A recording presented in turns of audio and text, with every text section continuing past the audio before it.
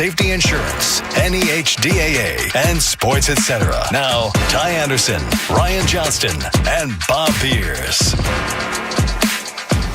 Oh, good morning, everybody. Live from the Town Fair Tire Studios, it is the Shaw's and Star Market Hockey Show. I am your host, Ty Anderson. Bob Pierce will be joining us shortly, and Ryan Johnston will be joining us in the 10 o'clock hour.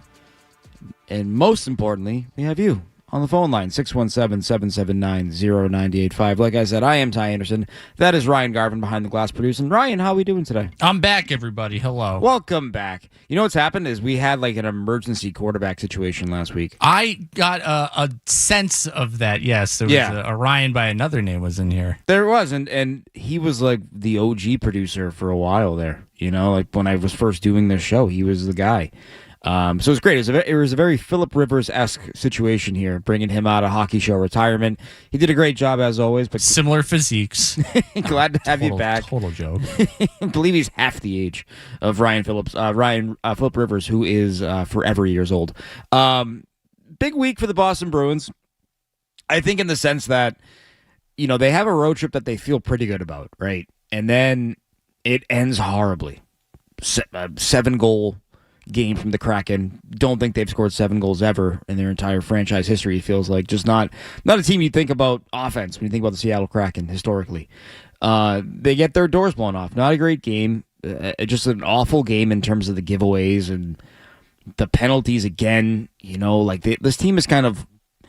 What's funny about this team, and I've been saying this now for a little bit here, is that, yeah, are all the penalties great in terms of like the quality of the penalty? No, but they've also lost the benefit of the doubt because they take so many penalties that like the league is watching them. The league is watching them for stick infractions because they commit a billion of them.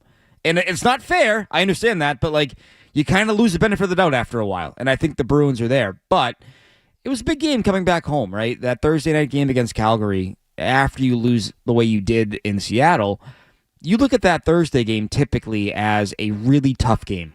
First game back from a long road trip. Your body is still a little achy, a little out of sorts. It's a long flight home from Seattle to Boston. And you have the Flames, who, yes, I know, played the night before. They're a team that, you know, not the best team in the world. We all understand that. But, like, that's a hard game to play, right? And I think most notably, you're going back to Joonas Korpisalo for the first time in almost 2 full weeks. He hasn't played in 12 days. And he'll tell you about it. And he will. And you know what? Rightfully so, in my opinion.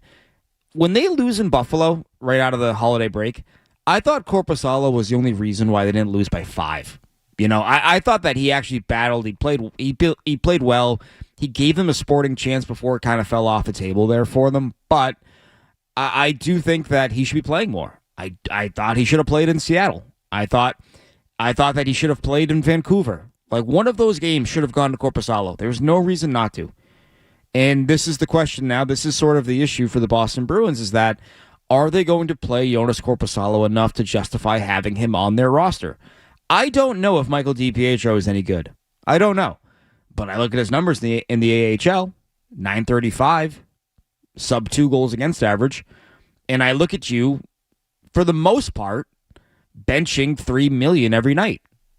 Korpisalo makes too much money to not play, you know, to not play enough. Like, you got to play him more. There's no point in having $11 million plus tied up in goaltending if you're going to only play the $8 million guy. That's a waste of money. Do you think that, kind of seeing how everything fell out, do you think that the coaching staff looks at how they scheduled their goalie lineups and basically giving Swayman like that last chunk of games before Christmas? Do you think they look at that and go, maybe we should have done that differently? Or do you think they go, no, this was the right decision. We needed to get Sway out there, and, you know, Corpy can be a little salty about not playing, but ultimately, like, Swayman has to be the guy. I think it's a mix of both. I don't think they trust Korpisalo as much as they should. And that's obviously sort of all right, if you don't trust him, why is he here? Like that's kind of how I feel about it. But I think that they realized that Swayman, for all of November, Swayman was nails. He was fantastic. And then he kind of cooled off a little bit because I think he was getting overworked. But he's had some good games, right? He's had some pockets of play where you look at him and you go, okay, that's better than the numbers would indicate, right? Like he's had some losses where he's been, again, a big reason why they didn't lose by 4 or 5 instead of 2, and so I think that goes into consideration there as well. But you got to play him more, right? Like the numbers kind of bear this out now that when Swayman plays 4 games in a row, that 4th game is kind of a disaster. Swayman played Tuesday the 16th, Thursday the 18th, Saturday the 20th. Okay, that's not that bad. And then the 21st, the 23rd. So that's 5 games in the course of 7 or 8 days, I think, if I'm just doing the math off the top of my head. And I know that's always been a point for you of like, we don't want our starting goaltender out there for 65 games in the regular season. So I wonder if, I don't want to say the Christmas break kind of snuck up on them, but that's almost what it feels like. I don't think there's any situation, regardless of salary or not, where your backup goaltender goes almost 3 full weeks without seeing any live action. That you would know better than I would, but that feels kind of atypical for scheduling. It's extreme, and it's something that you really, I remember seeing with Kiprusoff in Calgary years ago. I remember seeing it with Hellebuck, obviously, and even the Jets kind of reined that in a little bit because they were like, you know what, you keep burning out in the first round. Let's rein in a little bit how many games you play. You would see it with Nashville with UC Saros back in his prime, and again, like, it has value in the regular season, but what good is it if you're cooked in the playoffs? It kind of defeats the whole purpose if you're going into the playoffs having played 60 games and now you're cooked, right? Now you're out of gas. And I feel like, for the Bruins to best weaponize goaltending, I mean, when you're spending that much at that position, I think you have to play the guys. You have to play Korpisalo more, and you got to play Swayman less. I just feel like that was fun to get back in there. I haven't played in a couple of weeks, so that was fun. Try to make the most out of it. Right, like he's basically saying to you, like I should be playing more. Is it me? Is there a little bit of tone there? It's like, yes. oh yeah, no, I can go out there. Well, it might not be in there, but there's a follow up along the lines of asking him about how he basically got his ass beat against Ottawa right before the break, and he responds saying, "I thought I played well against Buffalo." Basically saying like that game, yeah, that wasn't good, but I came out the next game and played better. Did you feel like this was an important one for you, just given the way the last start before the break went? Yeah, I mean, I think I played well in Buffalo, so I just tried to continue what I did there. 100% right. 100% right. He played well in Buffalo. He should have been given another start over the final 4 games of that road trip. Instead, the Bruins are like, no, you can be the world's most expensive doorman. Open the door. Open the door all game. $3 million for that. And when you look at this roster, right, when you look at when they do come up short, when they do lose a game, you kind of go, not enough horses. They don't have enough guys. If you're not going to play the $3 million goaltender, get rid of him for anything and spend that money on your roster. A $3 million forward could help them out right now. A $3 million defenseman could help him out right now. And I understand, like, you got to acquire that player. You got to find that player. But this is the problem that we kind of talked about back in the offseason with this team was, like, the spending at the bottom of the roster. It adds up. When you add it up, if those guys aren't delivering, right, you kind of look at it and go, oh, there's a lot of money that you're kind of leaving on the board right now or not utilizing in the best way. That's like, Henry Jokiharju has not had a good year. He had a +3 on Thursday, which is nice, but like he hasn't had a great year. Mason Lohrei has been up and down. But both those guys made $3 million. So between your bottom pairing guys and your backup goaltender, you're spending $9 million right now. It's a lot of money. A lot of money to spend on the bottom of the roster. So you got to play those guys. You got to leverage them into higher spots, right? And Lohrai's playing up right now because of the injuries. He's playing more minutes right now. The injury to Hampus Lindholm. He scores a goal on Thursday. But, like, this is where they can get into trouble, right? If you're spending a lot at the bottom and you're not playing those guys or you don't trust them enough to play them more, that's a lot of money. 617-779-0985. We're going to take a break here. When we come back, we're going to get Bob Beers on the line talking about the week that was and what's ahead for the Boston Bruins here on the Shaws and Star Market Hockey Show. The Shaws and Star Market Hockey Show will continue with Ty Anderson.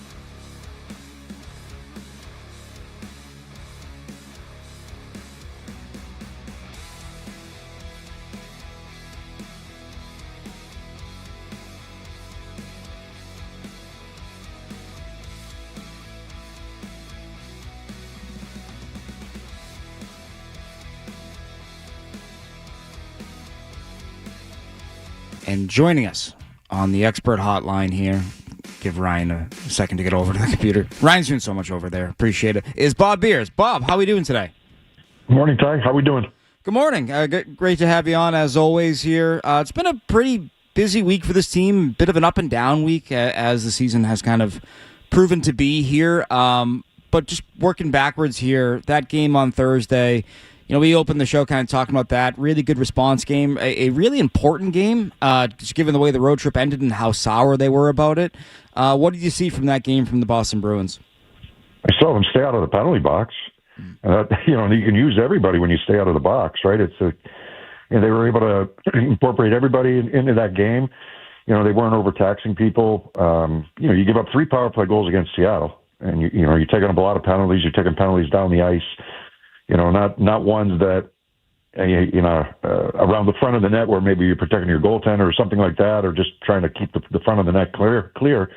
You're taking penalties 200 feet from your net.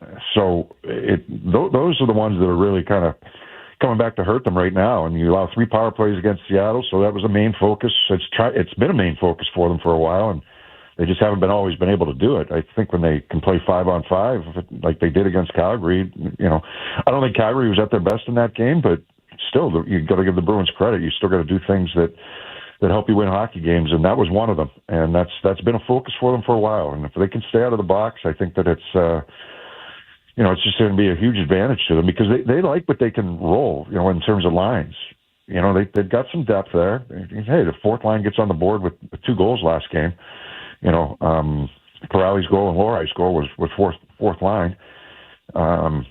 So, I mean, that's depth for you, and I think it's really important to be able to use everybody.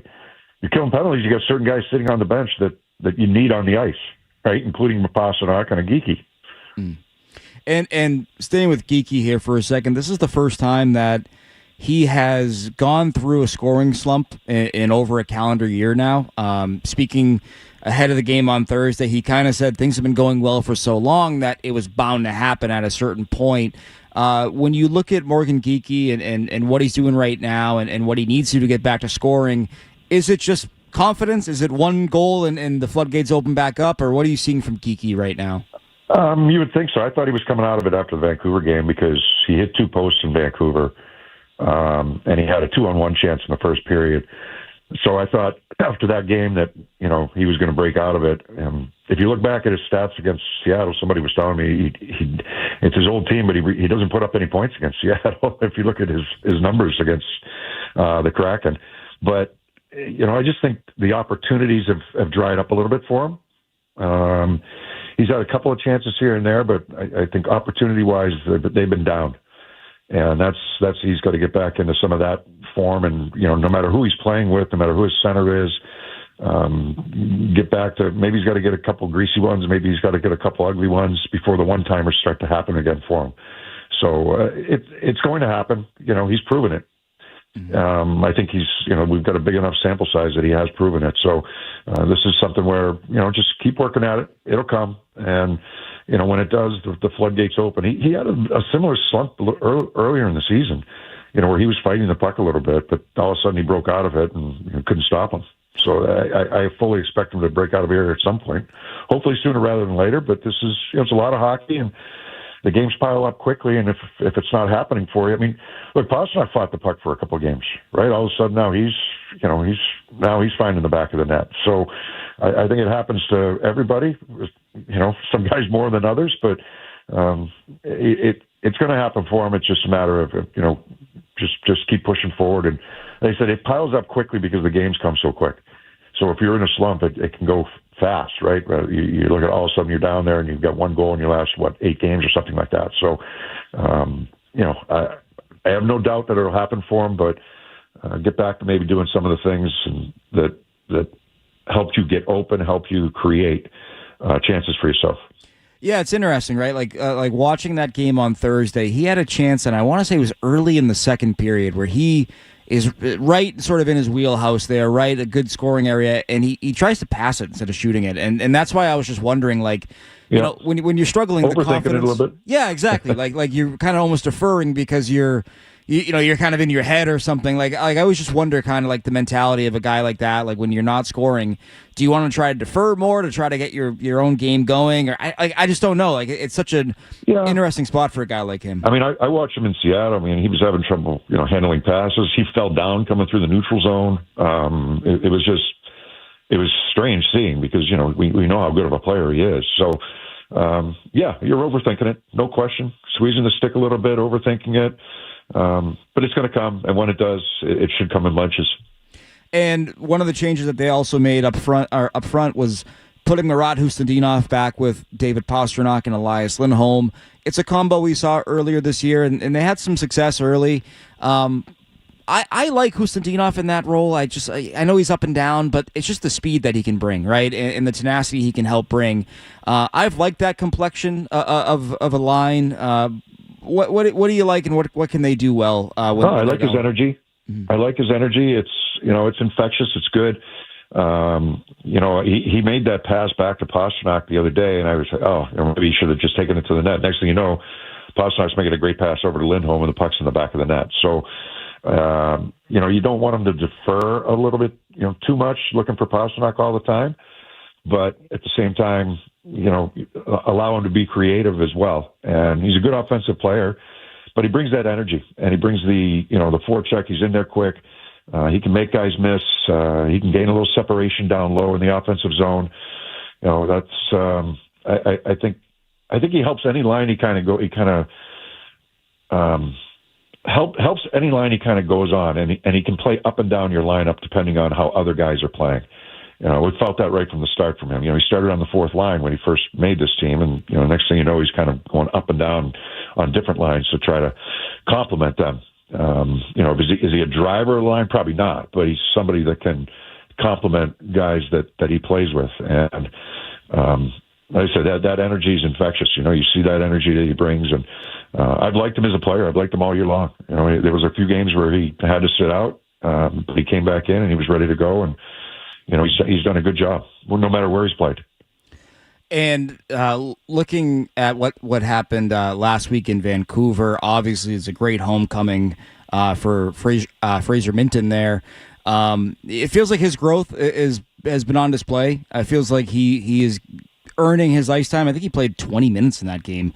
First time he's hit that milestone in his NHL career. I mean, first of all, how great is it to go home and to have a game like that, for a young player, and what it can do for his confidence and his status with the Boston Bruins? Well, it's fantastic. I mean, just to see him start to put up, some offensive numbers as well.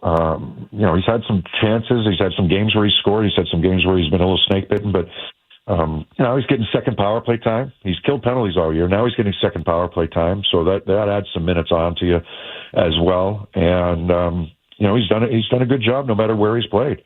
Other things continue to evolve for him. I think the offensive game continues to grow. I know we go back to Marco Sturm saying, look, I don't need him to put up a ton of points. I need him to play a good 200-foot game. If the points come, that's great, but we're not focusing on that just yet. But I think there's more in there offensively for him, no question. And, he's a pretty young player. What is he, 21? Yeah. So, there's room to grow there. And he's done a nice job all year long, and he's been really good at killing penalties. There's been very few games where you can say, wow, he had a rough one there today. I think the first game against Vancouver, the one here at the TD Garden, he wasn't happy about the way that he played. And there's been a couple games here and there where you say, yeah, he had a rough game, but more or less, or for the most part, I should say, he's been good. He's been good, and they like what they've given him, or what he's given them, I should say. Yeah, I think that he's such an important part of their team, right? And an underrated part, right? Because, that Lindholm and Zacha, what they're going to do, but, that third-line center, that third-line role, the role can always change, right? It can be a lot of defensive zone, a lot of heavy lifting, but they can also try to use it as an offensive spark, and it requires a certain mindset and mentality because it can. If he's playing with Pastrnak, Ty, is that really the third line? Right, exactly. I don't like labeling them right now. I think you can pretty safely say the fourth line is the fourth line, but other than that, I think that it kind of revolves a little bit, in terms of. Morgan Geeky's your leading goal scorer. Is he playing on the third line? True. You know, like so. You know, I mean, I don't like to label the lines 1 through 4 just because I think that it's in trying to spread it out. You know, if you've got Geeky and Pastrnak playing with Lindholm, well, that's your first line. But you know, they don't have that right now. They're trying to spread it out, and you know, you've got 3 lines. Well, you have 4 lines actually. Like in a game against Calgary, you have 4 lines that you know you can count on, and you can roll them out against you know other teams' top lines. You know, they don't mind playing Corrali against another team's top line. That's you know that's kind of his role anyhow, right? So you know, having the ability to play 5-on-5 and not be in the box and not be killing penalties all night. That enabled them, and being on home ice, that enabled them to roll 4 lines, get everybody involved, and get everybody contributing.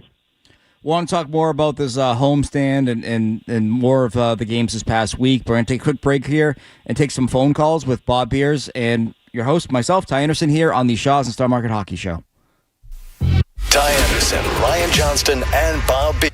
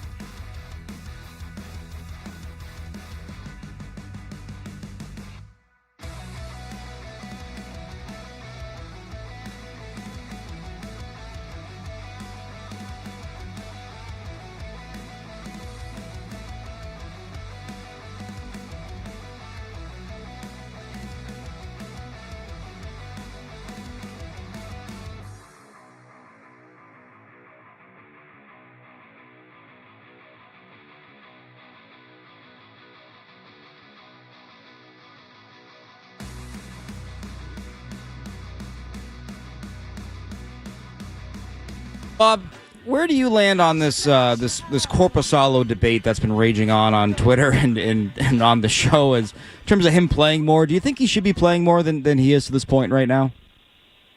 Marginally, maybe a little bit, but I think, the way Swayman was playing was hard, and you had the 2 days off in between games on that road trip. I don't know what's raging on Twitter, so you know what? You're a better person for it. You don't need to be on there. It's truly not great.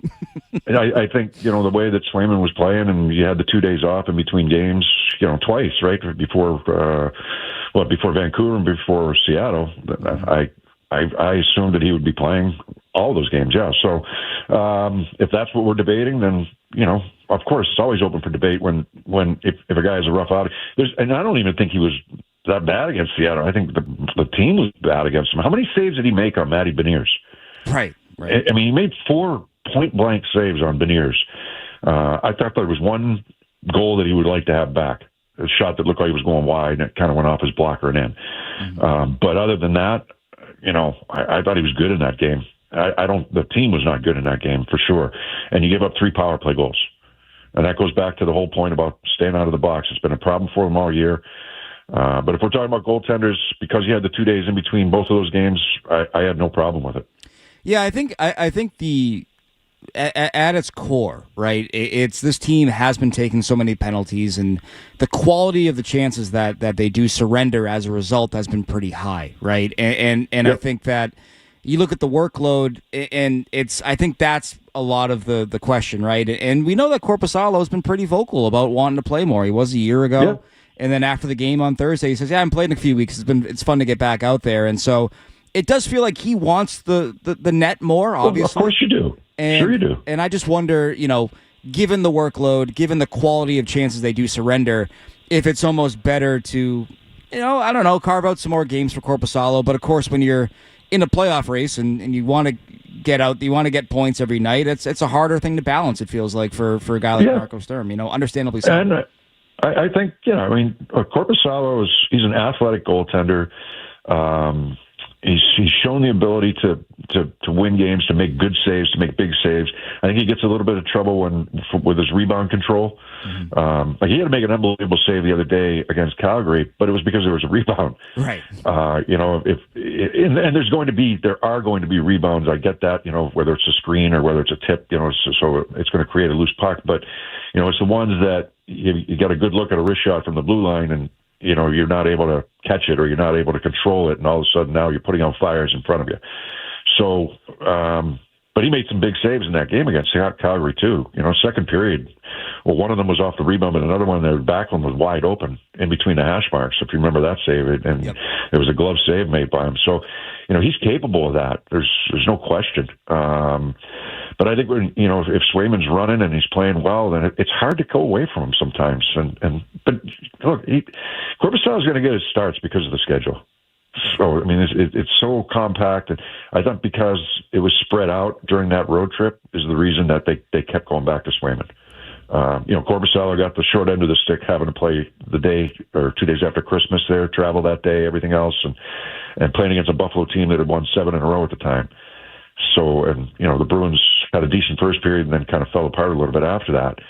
Korpisalo hung in there and played well. And then Swayman comes in and, plays well for the remainder of the trip until this, like we said, we already talked about the Seattle game. So it's kind of hard to go away from when you got, if it was every other day or if you're playing, back-to-backs, then you're going to use Korpisalo more. And wrapping up the goaltending topic here, they have a weekend back-to-back coming up here, beginning today with the Rangers. You have New York today, obviously, and then you have Pittsburgh tomorrow. Pittsburgh, similar to Buffalo, coming out of the break. Pittsburgh's been on fire. I don't understand them. No, they're impossible to understand. It's been really wild. They're averaging almost 5 goals a game, I think, coming out of the Christmas break here. And so, if we're putting on your coach cap today, how would you divvy that up? Would you stick with Korpisalo today, given the Ranger game, or would you go to Swayman today and Korpisalo tomorrow, perhaps? Probably Swayman today and Korpisalo tomorrow. That's my guess, but we'll find out more when we get to the rink. But I would think that that's the way that they would go. Certainly split them up for the 2 games. If one guy gets one, and I just usually you play Korpisalo in the second half of the back-to-back. Mm-hmm. So that would be my guess, but who knows? Maybe he goes on a hunch and uses Korpisalo here today. I didn't like the way. I know the last time that the Bruins played the Rangers, it was not a good game for them, and that was the day after Thanksgiving. If you remember back to that game, so they had a lot more to give. So we'll see what they look like against the New York Rangers team that's been up and down a lot this year. They've been better on the road than they have at home. Yeah. That Ranger Black Friday game is up there for one of the worst games of the year. It feels like that was a horrendous game that you just saw it and you were like, the scoreboard, as bad as it was, actually made it look better than it was. It was a it was a truly nightmarish kind of game for the Bruins. Before we take some calls here, I wanted to ask you, Hampus Lindholm out of the lineup last few games. Jonathan Aspero has been back in. I look at Hampus as kind of a glue guy. When he's in, the defense has been better, but it feels like Aspero has come on as a potential glue guy here because when he comes in, the team's record has been phenomenal. They've been really good when Aspero has been in their lineup, and right now he's playing in an elevated role, and it feels like he's a guy that they found something here with Jonathan Aspero. They definitely have. It's hard to believe he hadn't played an NHL game up until this season. And I think Sturm was even asked, when Sturm was coaching in the American Hockey League, do you remember Aspero when you played against him? He says, well, I kind of remember him, but I don't remember that much about him. It's just, he didn't kind of stand out. He made a comment the other day. It was kind of funny. He said, we don't want Aspero carrying the puck a lot. We could get him. We want him to move the puck, transport the puck, get it into the hands of the forwards and, play good, solid D, which he's done. He gives them another penalty killer on the back end. They'll trust him for killing penalties more so than, they don't use Lohrei for killing penalties. They don't use Yoki Haru a lot for killing penalties, depending on who's in the box. If you've got a D man in the box, one of those guys is going to have to kill. But, he's not going to play power play. So shut down role, be strong defensively, be physical, close on guys. And he's shown a willingness to do that. And, he's gotten involved. Every time he plays, he gets involved physically. He helps clear the front of the net. He closes on guys in corners, and it's a guy that they've been able to count on defensively. And it's one of these situations where you knock on wood, you cross your fingers here, but the Bruins have kind of said that Lindholm could maybe be back in action on Sunday, and it feels like they have that defensive competition that we've talked about now between Aspero. If Lindholm's back, Lohrei scores on Thursday. He rebounds well from that ugly game I thought that he had on Tuesday with that goal. Yoki Haru was a +3, and the coaching staff might have some difficult decisions to make, and that's what you want, right? That's what we've kind of been craving for a long time now. It's not, you don't want who's the least dangerous, troublesome, whatever term you want to use. You want that competition. It feels like they might be close to getting that back again on their back end. Yeah, I mean, and then you got the left-right thing going out as well. Aspero was playing the right side for a little while. Now Yoki Haru back in the lineup. He goes over to the left side. Yeah, it's going to create some competition for jobs. We had it earlier this season when everybody was healthy, right? What did Lohrei sit out, 5 or 6 straight games? Aspero sat out a couple games earlier in the year. So I think Yoki Haru sat out a game or two. It might have been Montreal where he sat out. So it's been a little bit of a revolving door. Whoever's playing best is going to play, and it gives them a tough decision. Sturm isn't a guy that has ever used 7 and 11, right? Some coaches will do that, use 7 defensemen, 11 forwards, but he's kind of said that he'd rather not do that. So it's going to create somebody being a healthy scratch, and I think that's a good problem to have. Let's take some phone calls while we have you here. Dave in New Mexico kicking us off today. Dave, what's going on? Good morning, guys. Thanks for taking my call. I just mentioned, I know we want to win now. I mean, when I watch the Bruins now, I just hope for effort, a little bit of grit, and hopefully come away with a W. But I look more to the future, and I find myself now Googling all the Bruins draft picks, the Bruins prospects. And it's no guarantee they're going to make the team, obviously, but I can't mention any names right off the top of my head. My memory's not great, but there's some out there that are producing and playing pretty well. And I know it depends on the level of competition, but I was thinking if you could do maybe at the end of your show sometimes like a Bruins prospect honorable mention. I know Hagens and Zellers gets all the ink and, the mention, but there are some other ones third round choices and stuff out there that are producing. Just a thought. And Beersy, hang in there. Love listening to you, and the same thing with Ty. Have a good day. I appreciate it. Thanks. Thank you, Dave. Yeah, I mean, this is the big headliners right now, obviously, given the World Juniors, were James Higgins and Will Zellers, and I would include Minton in there, Bob. He's so young still that I think he's still a prospect. I know he's an NHLer, but like there's still a discovery mode with a player like that, and this is I think this is the most excited the organization has been about their prospect pool in quite some time. It's just room to grow, right? For Minton, we've already talked about that. Room to grow his offensive game, continue to get stronger, continue to be good defensively. Smart player, uses energy, uses feet, his speed. But you've also got 2 first-round picks coming up this year. You've got yours and Toronto's coming up this year, and then the following year you've got your own and you've got Florida's. So it's an opportunity to rebuild that prospect pool and continue to build that prospect pool.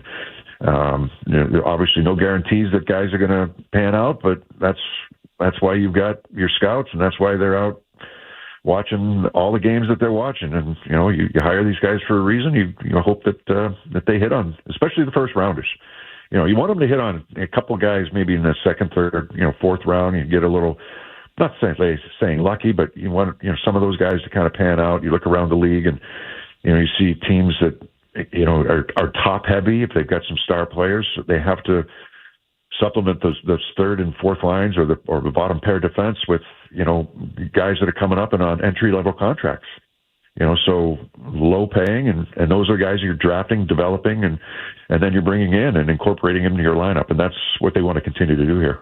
Yeah, I think if to that point, teams that have nailed the beyond the first round, I think Dallas has a bunch of second rounders that have just been fantastic fits, or they've parlayed them into trades to bring in high end talent, and so it is a huge part of team building. And speaking selfishly, Bob, I hope there's not another deadline sell off. I want to see what some of these guys can do playing meaningful games. And it is interesting, like the way that you have to build now. You have to get those high picks, but I don't want them to trade off a whole bunch of guys off their roster again and in pursuit of picks right now. I just feel like I want to find out. I want to see some of these guys play meaningful games down the stretch and find out what you have with this team. Yeah, but if you made a trade to improve your team not only this year but for coming years, so you make a trade for a guy that either has a contract or you sign him to a contract once you trade for him. Are you willing to give up a player and a pick for that? If it's somebody that's going to help you for years to come. I'm not talking about a rental. I'm talking about someone that's going to help you for several years. And I think that you're always trying to improve your team. And if that opportunity arises, then that's something that they definitely have to look at. Yeah, it's like the Hampus Lindholm trade, right? Where you're trading a second-round pick and a first-round pick and a player you drafted with a first-round pick being Urho Vakanainen to bring in Lindholm, who you viewed as a present and future help, right? And he was extended right away. So it wasn't a rental. Like a trade like that would make sense. I'd be curious who that player would be. Obviously, I can't think of anyone off the top of my head, but like that's we got plenty of shows between now and the deadline to kind of figure out what that could be and who that guy could be for this team potentially. Wrapping things up in this segment here, I just want to get Mark in Medford as always. Mark, how we doing? Hey, how's it going, guys? Happy New Year to you. Same to you.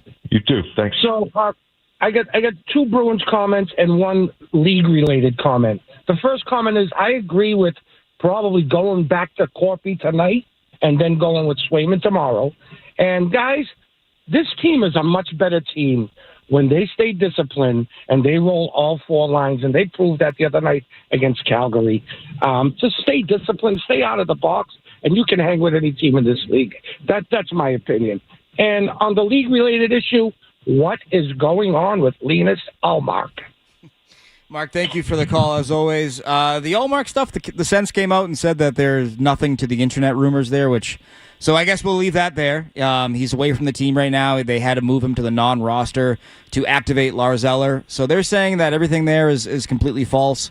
But they need him. If that Ottawa team is going to be good, I think they need Linus Ullmark playing at the level that we know, that we've seen him play at here in Boston. So they want to get him back to that point. Yeah, Bob, you mentioned it earlier, the 5-on-5 play, like when they're able to stay out of the box and put 39 and 88 out there regularly, they're a better team. And it's obvious, I know, but it's just so important for this team to stay out of the box with bad penalties. It's the bad ones. Yeah, you're going to take penalties. That's just the nature of it. It's going to happen from time to time. It's the stick fouls, right? It's the hookings, the trips. You get careless with your stick on a high stick. The holdings. Those. I think those are the ones that really drive the coaching staff crazy and the team too. It's deflating. It's harped on all the time. It's talked about all the time, and then all of a sudden, you're in the box 3 times or 4 times, and Seattle's scoring 3 power play goals against you. It's just that, and they were able to mask it a little bit earlier in the year because their penalty killing was so good, and it was bound to spring some leaks here at some point because you just can't keep putting yourself down that many times and expect to just kill every penalty, and it was going to happen, and it has, and it's hurt them in a few games this year. So last year the penalty killing wasn't good all season. This year, at least it was good early, but you're still taking too many. And you want to be a physical team. You want to play on the edge. You want to be hard to play against, get all that. That's why I say it's the stick fouls. It's the reaching. It's the hooks. It's the holds and trips and things like that drive them nuts. Yeah, and I thought they had a penalty kill. I want to say it was early in the third that I thought was a great penalty kill. It was awesome. You had a great block from him. I think it was McAvoy denies like a pretty wide open net there to the left of Korpisalo, I believe it was, and Corrali was on point. The guys are on point. It's just you can't overtax them, right? And I feel like that's something that when things have gone bad, it's just there's too many, right? Like you're asking. I think that was the only penalty they took the other day, wasn't it? I mean, there was offsetting penalties. There was, where Kaslik took one, and I think Coleman was the other guy that went into the box. So, but that was in the first period. But other than that, I think they were only short once. Yeah, and it was, it's a key penalty kill, right? Like those can be uplifting as well. Like if it's like a key save, like when you can do that, not spring that leak, you feel good about your game. Bob, I think now they're both. I think since coming out of the break, I think that both the PK and the power play are top half in the league, which is always typically a good sign for a team, right? Power play was fourth going into the game the other day. I don't know where they sit now, but I think they were fourth going into that Calgary game. So. Yeah, I mean, power play's been a weapon for you all season long. They didn't have many power plays in that game either, right? Calgary didn't take many penalties. So there was mostly 5-on-5 throughout. But the power play's been a good weapon for you. And we know that staying out of the box will be the key today. If there's one other thing you want to see from them in this weekend home and home, or back-to-back rather, what would it be for this team? Well, I'd love to see Geekie break through, no question. But I think just as a team, I could say it every game. You got to be structured defensively. You got to make teams work for their chances. And I thought that they sprung a couple leaks the other day against Calgary, and Korpisalo made some good saves in that second period especially.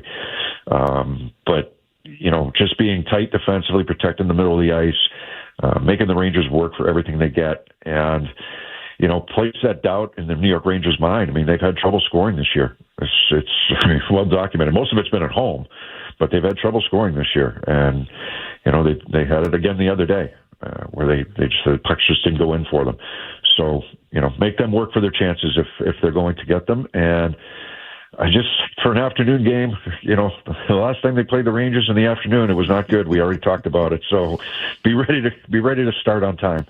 Yeah, get extra cup of coffee, whatever you got to do. You got to the smelling salts. Get 2 of them if you gotta get going here. 1:00 game, 12:30 pregame.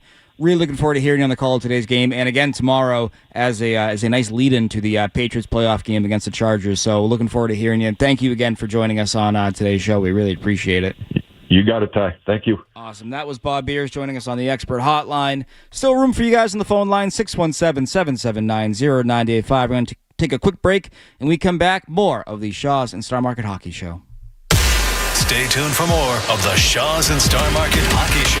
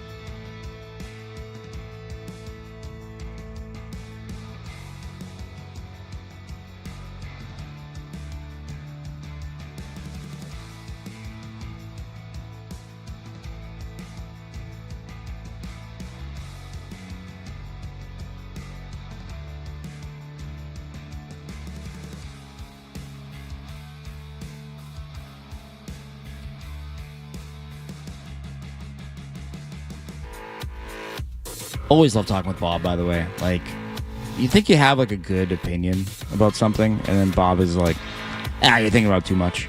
Gives you like the great breakdown of it. I say this, and it's not BS. I'm not blowing smoke up anyone's behind here. We have the best analyst in the city when it comes to the Boston Bruins with Bob Pierce. Sure. Like 100%. 100%. There's not even anyone close, in my opinion. Nevertheless, you have throwaway games in an 82-game season. I would put that Ranger game up there. I'd put the Minnesota game up there. That loss they had, Quinn Hughes' debut, just an ugly game, right? I think the Seattle game, if you rebound here well and you play well today, you win today's game. Maybe you win tomorrow. You get a point out of tomorrow's game. You go 3 for 4. In terms of getting points this weekend, like every win you get from here on out for the next little while, the next couple of weeks, can make that Seattle loss a throwaway game for them, right? Where they go, took too many penalties, weren't smart with the puck, we moved on, we won games. Like, they have that potential, right? But you got to answer the bell today. And I know it's going to be a tough spot here. 1 o'clock against the Rangers. It's a back-to-back. Then you have Pittsburgh tomorrow at 5 p.m. We mentioned earlier with Bob that like Pittsburgh's been flying since coming out of the break. 6-0, scoring 29 goals over those 6 games. So they have been electric. They've been fantastic. So it's a tough spot for them.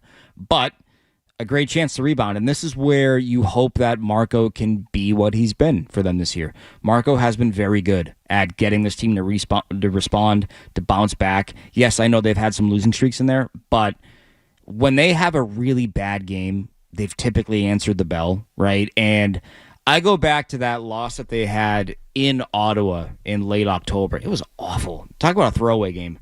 That was what they give 4 power play goals in that game. Just terrible. Lost 7-2, I think, was the final. When Ottawa came back to Boston, like a week later, Bruins were like, "Yep, you're going to play our game tonight. We're not playing your game. No freebies for you. No cheapies."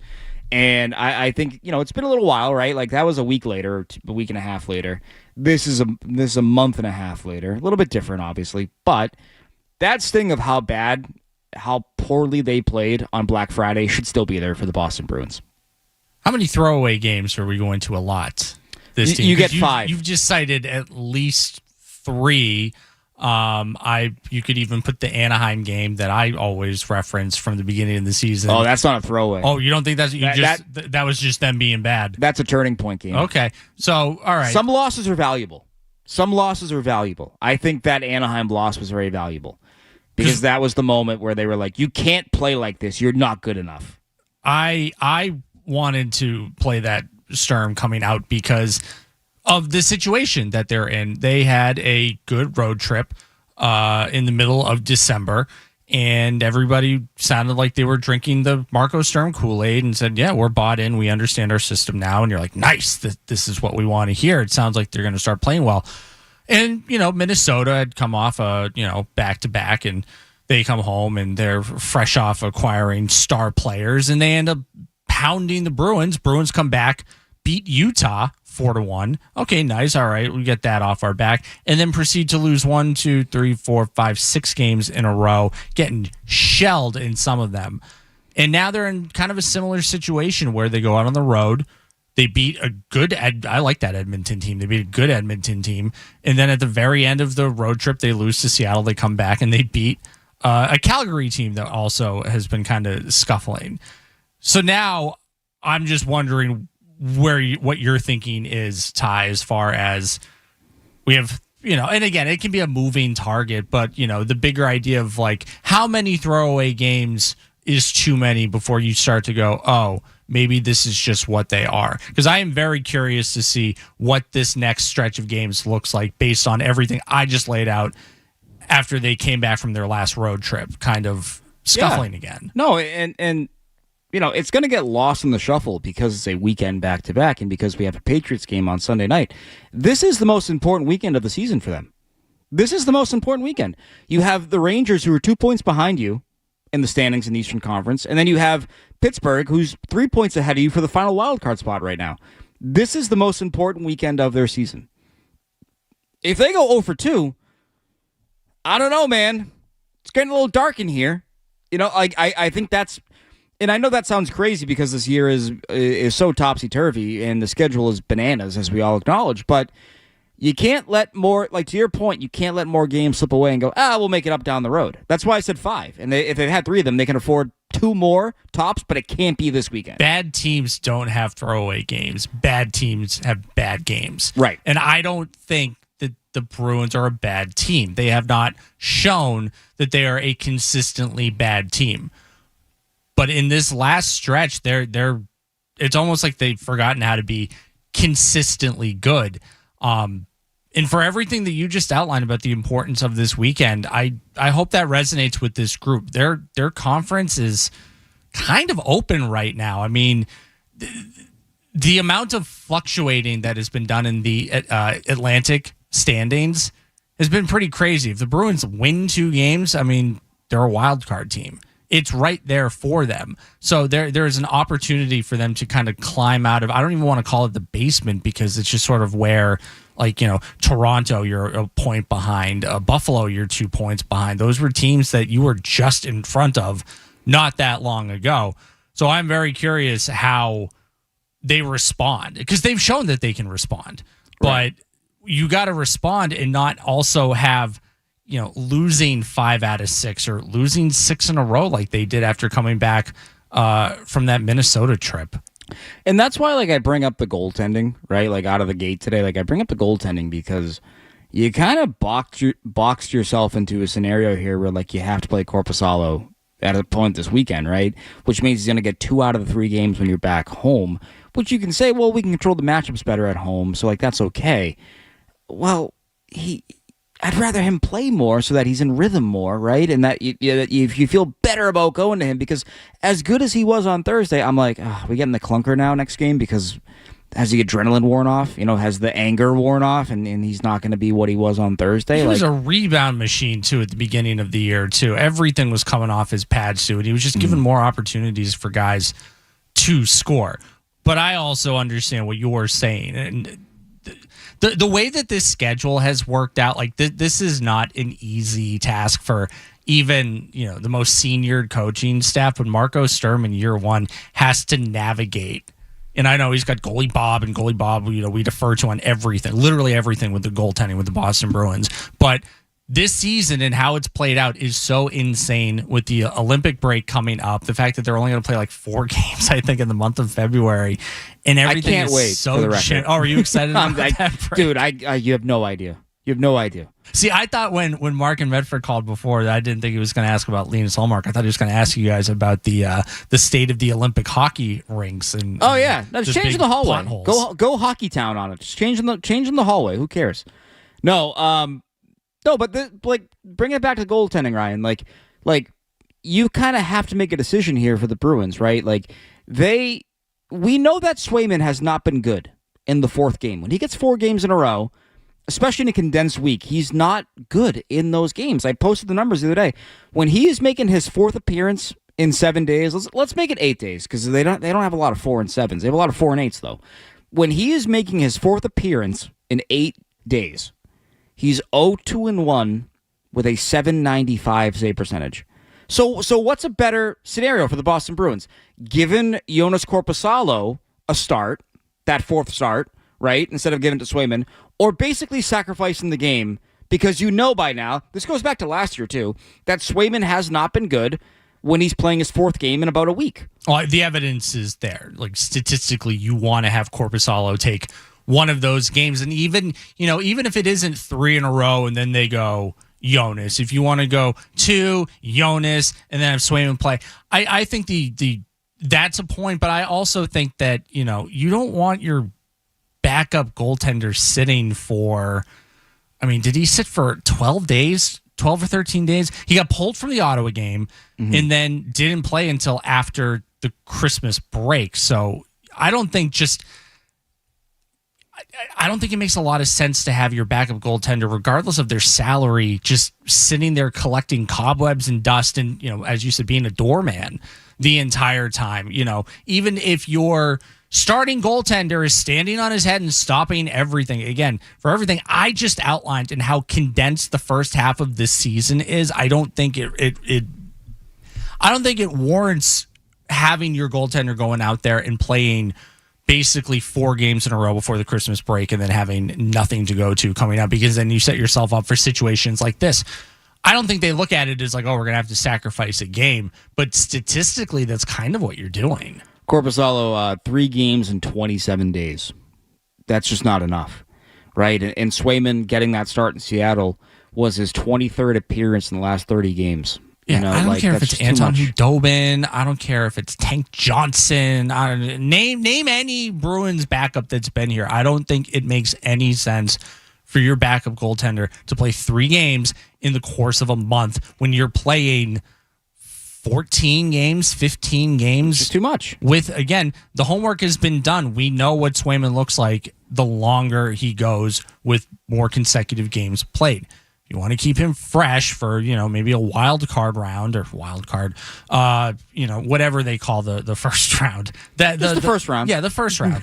I'm they're gonna eventually make a wild card round because we live in hell, and everyone's like, let's condense the season even more. It's like, no, you have 82 games to be good. I don't want more. I don't want more play-ins. More teams, less games. That's great. Yeah, no, but to your point, like, listen, we've said it on the show before, and I firmly believe it. When you pay a guy $8 million, you're not paying for games played. You're not. You don't get like. I hate the justification of, well, you pay him a lot of money, he's got to play a lot of games. No. You're paying for $8 million performances. You're not paying for $8 million of games played. I'll play 70 games if you want to pay me $8 million. I don't care. But I'm not as good as Swayman's going to be when he's at 100%. So I'd rather have a 100% goaltender than not. Before we get to Ryan, who's going to be joining us live from the booth at TD Garden, I want to get Alex in South Carolina. Alex, what's up? Hey, Ty. I've been listening for a long time. Actually, had the time to make a phone call. I listen to your Sports Hub all the time. Oh, awesome. Friend of the program. Absolutely. Appreciate it. I wanted to talk about how Pastrnak being dropped down to the third line with Khusnutdinov and Mitten. And I feel like it seemed to really work for the Bruins. Mm-hmm. And it kind of reminded me a little bit of the Bergeron, Marchand, Pastrnak line a little bit. Just with Khusnutdinov hunting pucks in the corner like what Marchand used to do, and the steady eddy of Mitten in the middle like what Bergeron used to. And especially since Mitten seems to be finding his shooting game. That shot the other day in the power play from the middle was flawless, and I'd love to see him do more of that.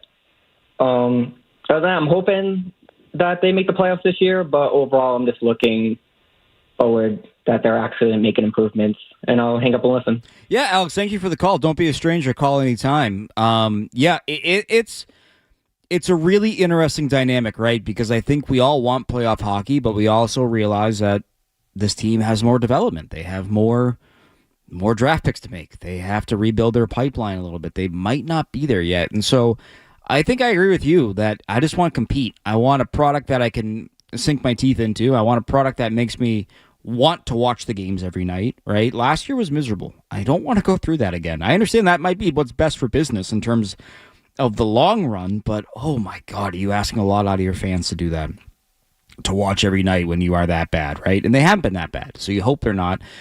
To your point, Alex, about Minten, like, I do think this is something that is worth watching, that he is a player that his ceiling might be greater than third line, right? You kind of hope it is. And this comes back to Bob's point of not looking at lines as 1, 2, and 3, but if you can deploy him in more minutes and play him more, let his offensive chops kind of grow, I agree with that. I want that. That's what I want. I hated the idea of pegging him in, slotting him in as a third liner forever. Like, no, he's still too young, right? And so if you can put him in more offensive situations, I'm down for that, because I do think, Alex, to your point, like, he's had a great shot. When he gets it off, it's a good shot, right? And he's got some creativity with his passing game as well. It's just, they clearly wanted him to kind of master the basics and then step in, right? And then show what you can do after that, right? And so I think you're at that point now where, like, he's kind of broken in and you can trust him more, and that's what you want, right? Like, I feel like the growth we've seen from him is what we haven't seen from Matty Poitras. And I like Matty Poitras, but he's not quite that guy. He's not that guy yet. Who knows if he will be? But Minten, has clearly leapt Poitras on the depth chart prospect-wise, right? And the biggest reason why is the growth beyond just the offense and the power play. Been a big thing. We're going to take a break here. We come back, more of your phone calls, and Ryan Johnston will be joining us live from the booth at TD Garden here on the Shaws and Star Market Hockey Show. The Shaws and Star Market Hockey Show will continue with Ty Anderson, Ryan.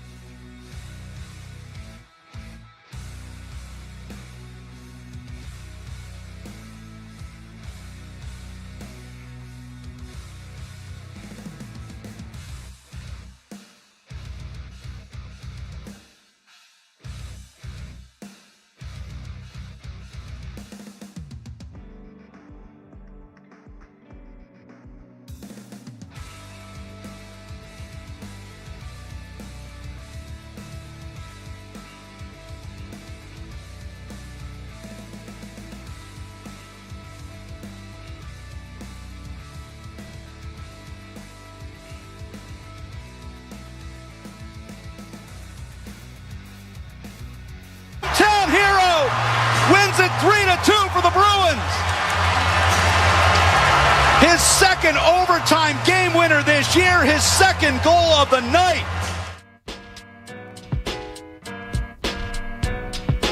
That was the Minten man. See what I did there? See what I did there, Ryan? That was not the Method Man. That was the Minton Man. And that was our Electric Play of the Week, brought to you by your local New England Honda dealers. Test drive the all-new Civic Hybrid or our full line of hybrid and electric vehicles today. That was Minton's coming out party. And joining us now, the man who called that goal, live from Vancouver, Ryan Johnston. Ryan, how are we doing this morning? Morning, Ty. Good to be with you. Good to be here at the Garden, bright and early this morning. You sound nice and crisp on that line right now. Ooh, baby. Today's call is going to be electric. I love it. Nothing but the best technology for you. We appreciate it. I appreciate it, but we all appreciate it. Working back from that game, the last time we spoke to you was that Saturday morning ahead of that game. What did you see from the team and Minton specifically that... I watched that game and I was like, wow, all right, he's here. He's arrived. We've seen it now. We've seen it in spurts, right? But the hometown, in front of your friends and family for the first time, like the bright lights were there and he delivered. And then that's got to make you excited as a Bruins fan. Yeah, there's no doubt. Talking to him, the day of that game, he was really excited, obviously, to be home. He had gotten a chance to, we had been in town for a couple of days in Vancouver, so he'd gotten a chance to spend the night at his parents' house, which is within walking distance of the arena. He told stories about, basically trying to talk his way in and see, second and third periods of games that he didn't have tickets to and things like that when he was growing up as a kid. And, it's great to see. First chance he's had at the NHL level to play in Vancouver, to play in that building. He had, I asked, I said, how many people you got coming this morning tonight? And he said, somewhere between 50 and 100. He said, I've lost count. He said, thankfully they're not all on my tab. And so it was.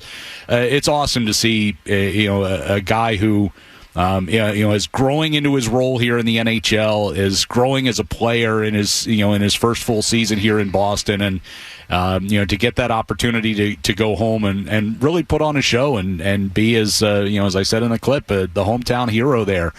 It was awesome to see. Yeah, we're fortunate enough to see it here in Boston a lot of times too, because there's so many local guys that are playing in the NHL, and it does shock you. I think people don't realize how many people they'll have come to these games, right? Like I remember last year, the Islanders came to town, and Mark Gatcomb, who was from Woburn, after the game, I was looking down there. I was like, who is that for? Because it was just there were so many people. I was like, they got to have more than one guy, but no. It was just him, and it's really, you talk to those guys, and they love having these games where they're back in their hometown, and there's pressure there. And so, yeah, I think it's been phenomenal to watch Minton's growth here, and it's one of those things that you hope keeps going for the Bruins. And, Ty, we were in Winnipeg not that long ago, and Morgan Geekie comes from a town, I think it's about 3 hours outside of Winnipeg, called Strathclair, Manitoba. Population is somewhere around 700, and most of them were at the game. It's we kind of joked at the beginning of the game that it was a ghost town in Strathclair that night because so many friends and family and people who grew up with in a town like that, everybody knows everybody. And so, you remember those geeky boys, playing hockey, and so they all come to pay their respects when you go back there, and it really is cool to see, because so many of the players will tell you, how many people it took to get them to that point. It's not just mom and dad driving you to practices and going to games and things like that, but it's your youth coaches growing up and other parents, and everybody kind of chips in when you have a special player like that, and so they're able to kind of come back together and celebrate, and and Minton gave them a chance to really celebrate.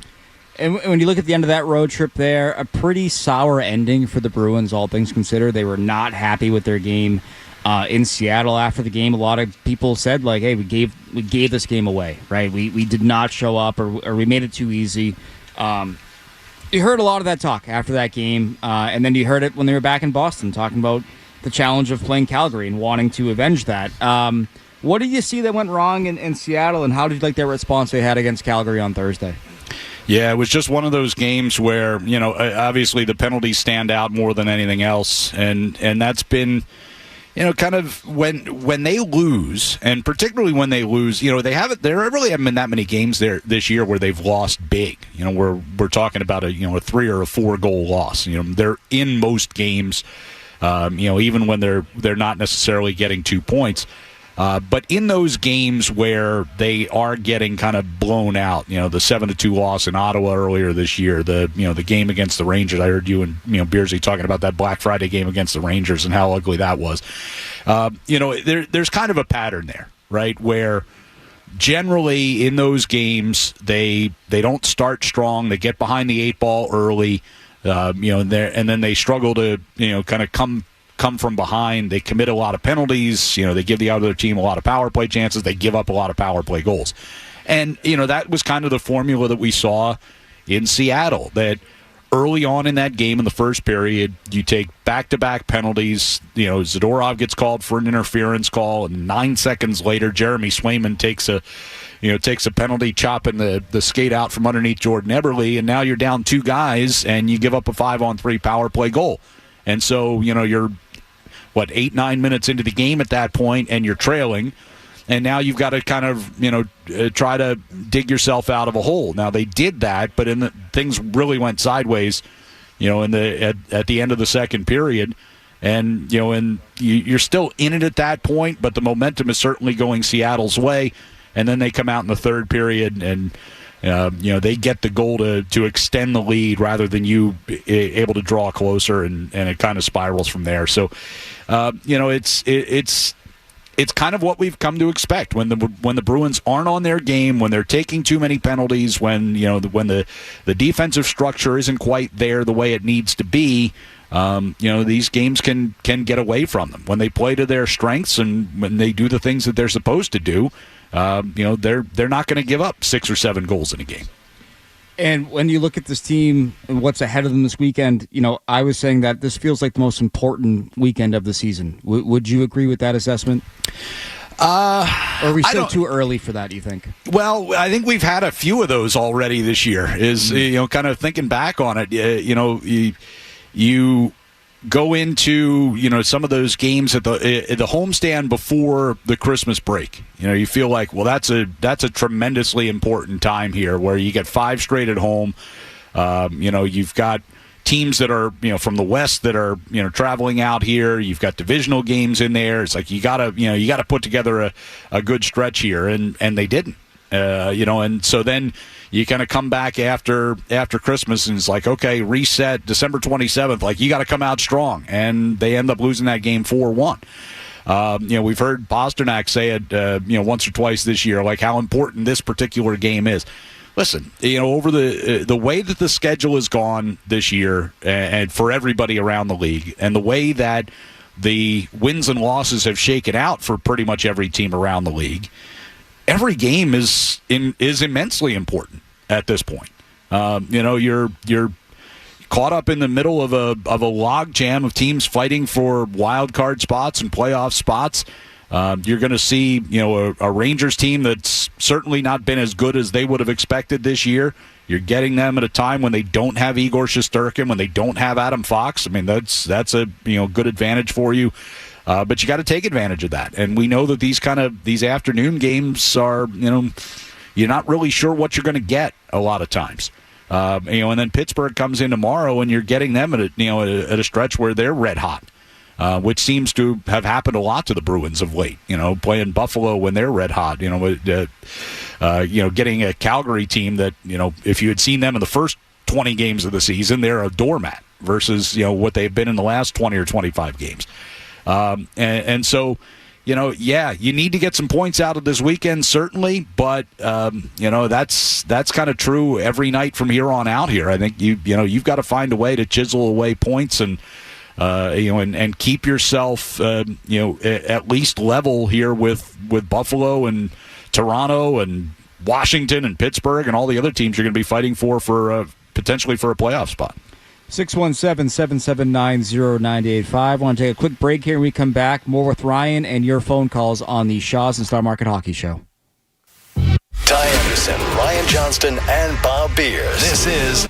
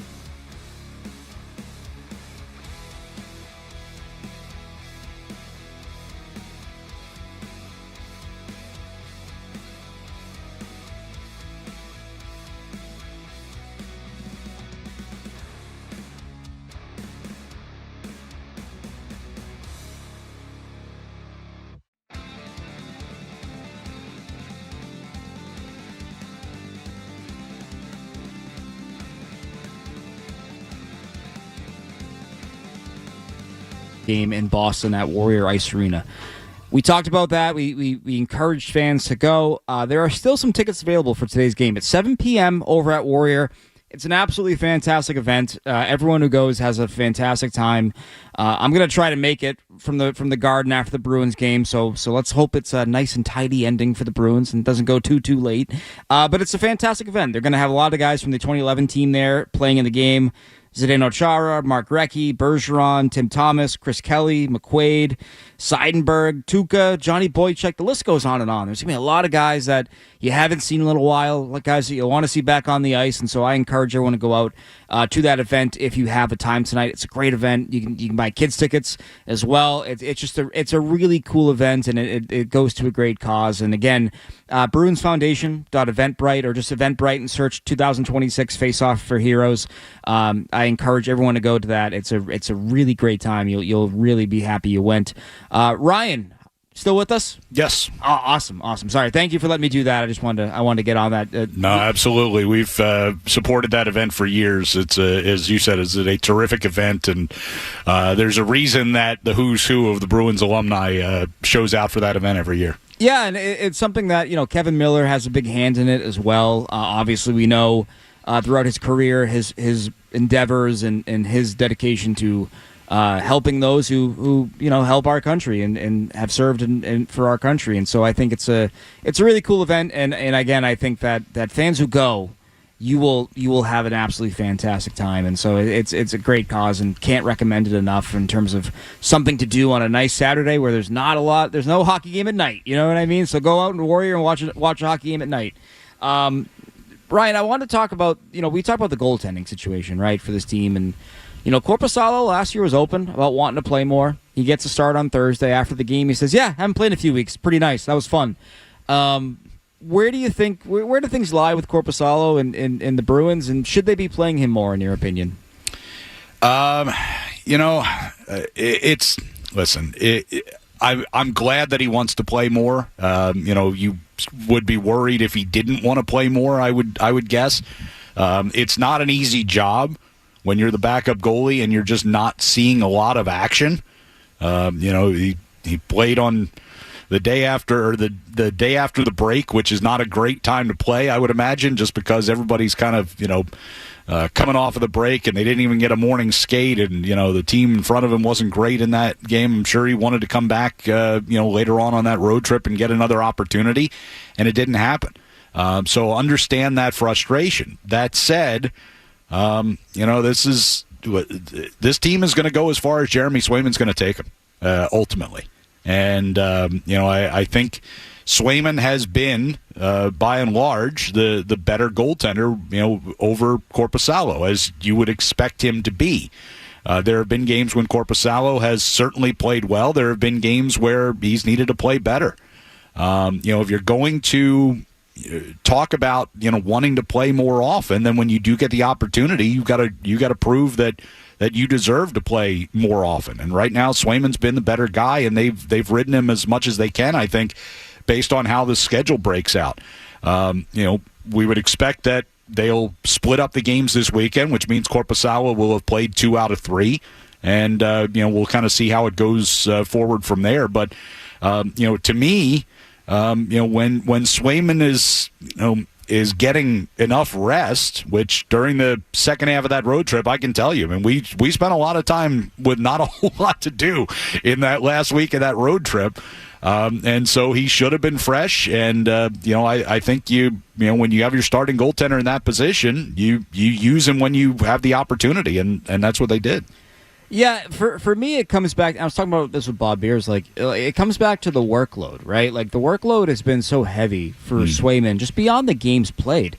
If you break it down, and I know teams have their own metrics, so this might not be in line with what the Bruins have, but if you break it down, there's 21 goaltenders in the league who've played at least 1,000 minutes, right? You break that down, high danger shots against per 60. Only Spencer Knight and Yaroslav Askarov have faced more per 60 than Jeremy Swayman at 8.5. So it's not just the games played, it's the workload in those games played. And that's why I'm kind of saying, you might want to play the backup more, if only as a means of preservation for Jeremy Swayman when you need to win those games late in the year.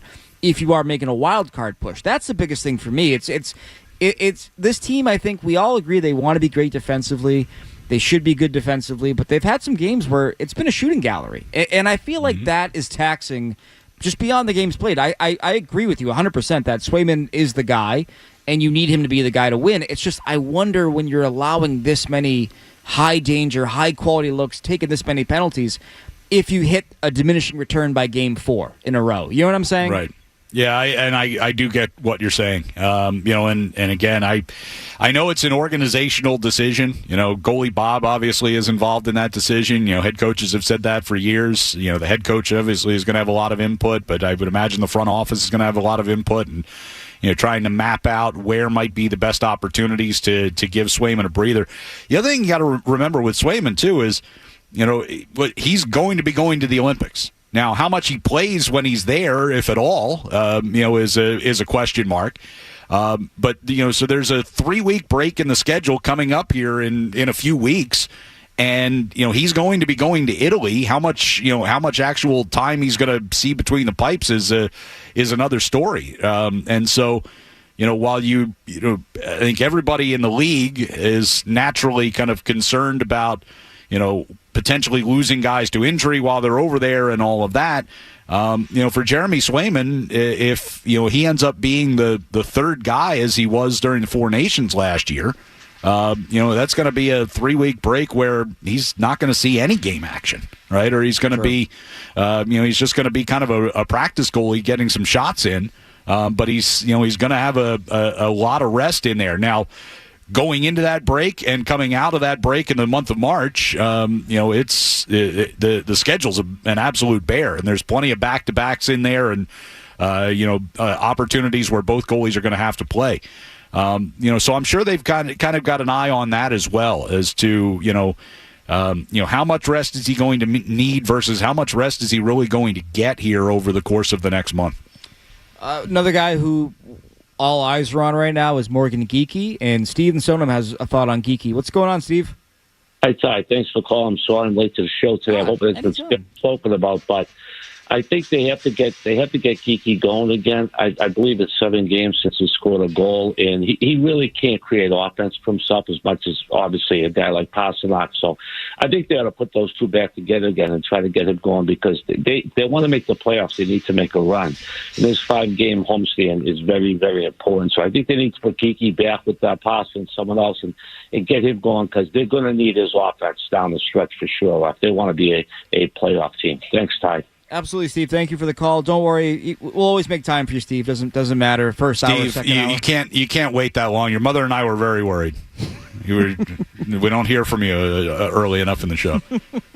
Well, I think to his point though, like it's been now 3 goals in the last 14 games for Geekie.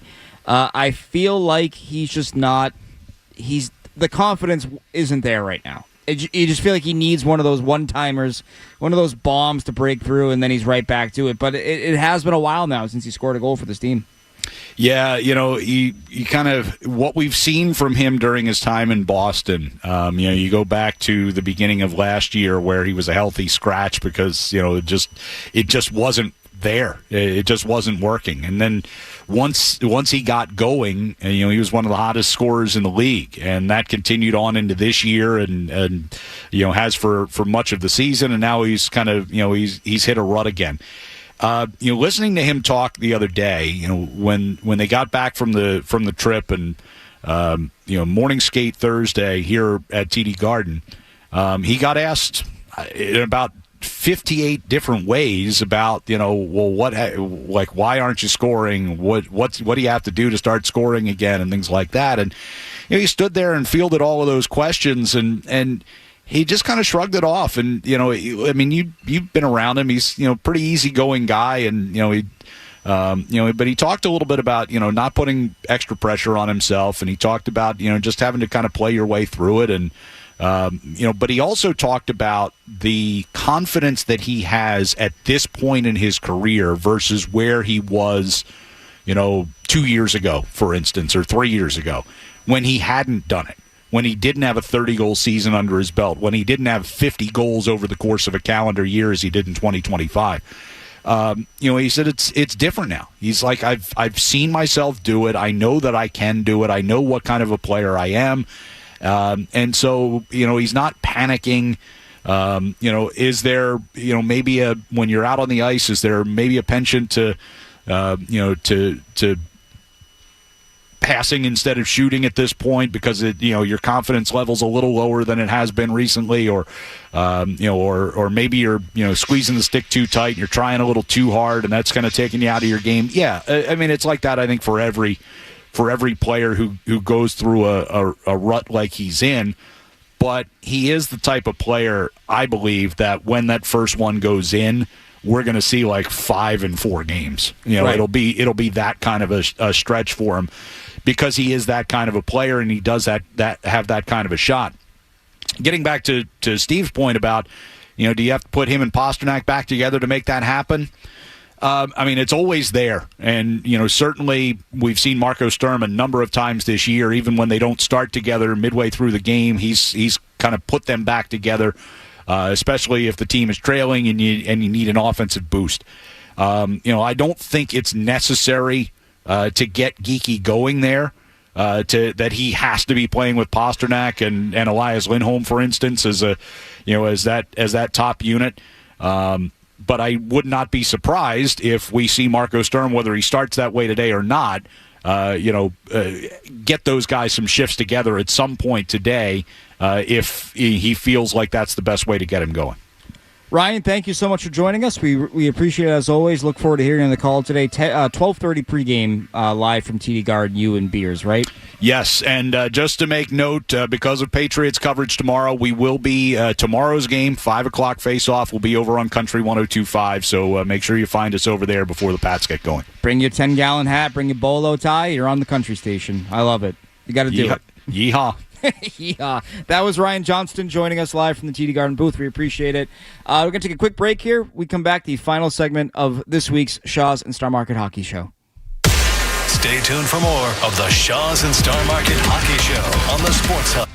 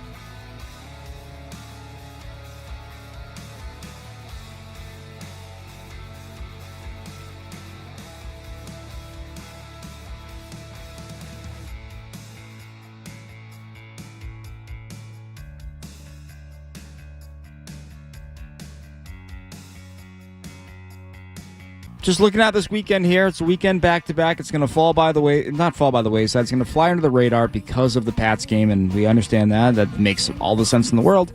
But it is the most important weekend of their season, in my opinion. I think that this is a Ranger team that you want to beat after what happened on Black Friday, but also you look at where they are right now. No Adam Fox, no Igor Shesterkin. You're most likely going to see Jonathan Quick today.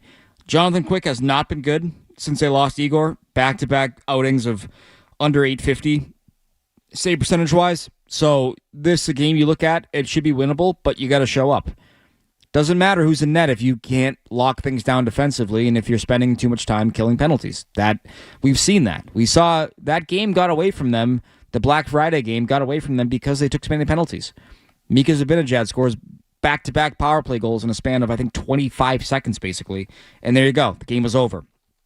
You make a slight push in the third period, you score a pair of goals, but the game is over by that point. Who cares? So this is an important weekend for them. If they lose these games, I said it earlier, it gets a little dark. It gets a little, okay, now you got games played working against you and you're 5 points out. You can't have that. You got to show up for these games. And you hope that Marco can get through and get them to show up for these games. And I think this is where they have been a pretty good team. They tend to know the gravity of their situation when it hits them in the face. And so you hope that is there for them because they need it. Now, what do you want to see between right now before the game start Monday morning? I want to see Morgan Geekie get going. I mean, we're saying the obvious here, I know, but this team is not built to withstand him scoring just 3 goals in 13 games. He's got to score more. And this is where, we talk about the P&V Bruins. You got to say P. You can't say the word. You got to say P. The P&V Bruins, they have enough hitting and physicality. They have that in spades. It's the goal scoring. This team is not built to have Pastrnak and Geekie go cold. You got to have both guys going at the same time, which is a monumental ask, I'm aware. But this is how they built the team, right? And if you're paying Geekie this money, he's got to be a goal scorer. He's got to be an impactful player for you. And so I just feel like right now that confidence has to get back to where it was prior to the slump, and it's not there right now.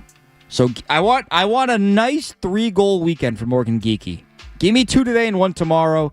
Get 3 out of 4 points, and I'm happy. Otherwise, just don't go 0-2. Don't go 0-2. Get at least 2 points. I don't care. But you got to break even here because right now things are kind of, the math is starting to work against you. You don't want that.